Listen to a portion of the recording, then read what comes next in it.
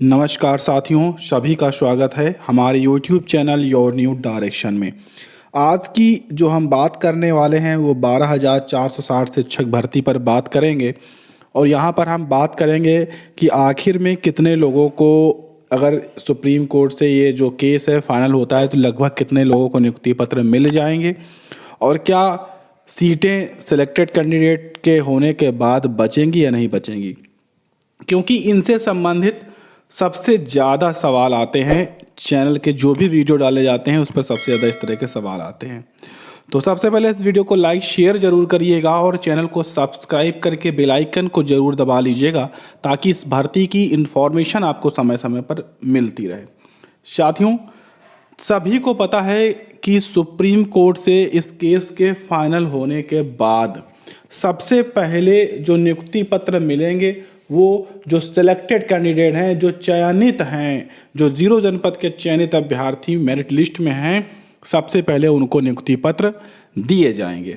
अगर देखा जाए तो लगभग 6,000 कुछ अभ्यर्थियों को, यानी 6,000 के आसपास अभ्यर्थियों को 51 जनपद के जो चयनित थे उनको नियुक्ति पत्र दिए गए थे। सीटें थी 12,460, यानी कि लगभग 7,000 के आसपास सीटें बची हुई हैं। लगभग 6,500-7,000 के आसपास सीटें बची थी उस समय। अब अगर हम मान के चलें कि जो चयनित हैं वो 0 जनपद के, वो लगभग आप ये मान के चलें कि 3 से 3,500 के बीच में, मान लीजिए बहुत ज़्यादा होंगे तो 4,000, 3 से 4,000 के बीच में ही बचे हुए हैं। बाकी जो भी अभ्यर्थी थे वो कहीं ना कहीं नौकरी पा गए, बहुत सारे 68,000 में पा गए, बहुत सारे 69,000 में पा गए, बहुत सारे अन्य स्थानों पर वो नौकरी पा चुके हैं। तो अब इनको सबसे पहले नियुक्ति पत्र मिलेगा, तो उसके बाद कम से कम 2,500 से 3,000 सीटें और बचेंगी। जी हाँ, 2,500 से 3,000 जो सीटें बचेंगी ये सेकंड काउंसलिंग के लिए बचेंगी। तो आपको ये कंफर्म हो गया कि जो चयनित हैं उनको नियुक्ति पत्र तुरंत प्राप्त हो जाएंगे। उसके बाद अब अगला प्रश्न जो आपका है, सीटें बच रही हैं या नहीं। तो अब यहाँ पर आप जान लीजिए कि 2,500 से 3,000 के लगभग सेकंड काउंसलिंग के लिए सीटें बचनी एकदम कंफर्म है और मैं समय आने पर इससे संबंधित आपको सबूत भी दे दूंगा। इससे ज़्यादा भी बच सकती हैं, अभ्यर्थियों के ऊपर वो चीज़ें डिपेंड करेंगी, क्योंकि बहुत सारी प्रॉब्लम्स आती हैं, जैसे कि बहुत तरह के फर्जी आवेदन होते हैं, मल्टीपल्स, इन सभी को हटाया जाएगा जिन्हें सेकंड काउंसलिंग में ही लेकर आया जाएगा। तो अब 3,000 के आसपास सीटें सेकंड काउंसलिंग में बचेंगी।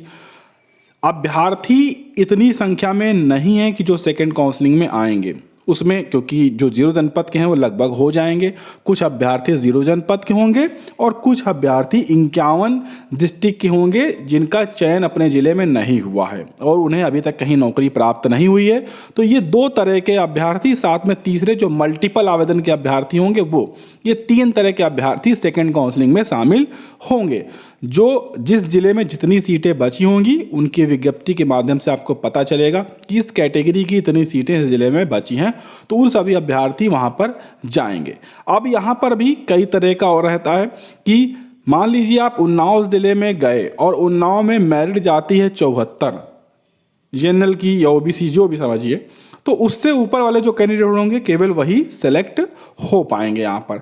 तो उसके ऊपर जो हो गए वो बाहर हो जाएंगे। तो अगर संख्या ज़्यादा भी है तो बाहर होने की मतलब, अगर सीटें कहीं बच भी रही हैं और आप गलत स्थान पर चले गए तो आपको बाहर जाना पड़ेगा, क्योंकि एक दिन में आप एक ही स्थान पर काउंसलिंग करवा पाएंगे सेकंड में, ये समस्या आती है।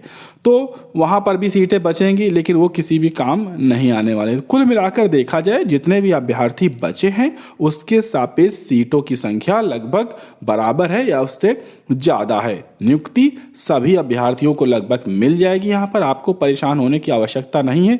आप निश्चिंत होकर केवल सुप्रीम कोर्ट के सुनवाई का इंतजार करें, उसे किसी तरह से समाप्त होने दीजिए, आदेश को रिजर्व होने दीजिए और निर्णय आते ही आपको एक अच्छी यहाँ पर खुशखबरी चैनल के माध्यम से व अन्य स्थानों से मिल जाएगी। तब तक वीडियो को लाइक शेयर करिएगा। अन्य किसी सवाल के लिए आप कमेंट बॉक्स में कमेंट करिएगा, जरूर आपको रिप्लाई किया जाएगा और चैनल को सब्सक्राइब करके बेल आइकन भी दबा लीजिएगा।